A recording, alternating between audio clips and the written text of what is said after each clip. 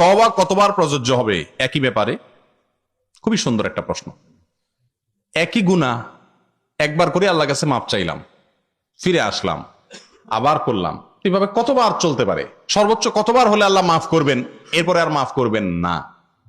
আর আমার আল্লাহর কাছে যতবার ভুল হবে, দেরি না করে, কখন ওয়াফাত এসে যায়, মৌত এসে যায়, সঙ্গে সঙ্গে তওবা করে সাথে সাথে হালনাগাদ হালখাতার সাথে সাথে করে ফেলান, হিসাব নিকাশ চুকায় ফেলান।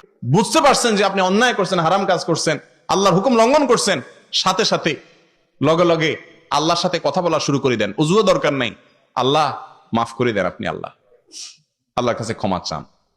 এরপরে একই ভুল আর যেন না হয় চেষ্টা করবেন। তবে হ্যাঁ, তওবার রাস্তা আছে, বারবার তওবা করণ যায়, এটা যখন শুনছেন তো এখন আর তো আর চিন্তা নেই। প্রত্যেকদিন নামাজ হতে থাকবেন, সকাল 8টার দিকে উঠে করবেন আল্লাহ আস্তাগফিরুল্লাহ ওয়া আতুবু ইলাইহি, কামে যাবো।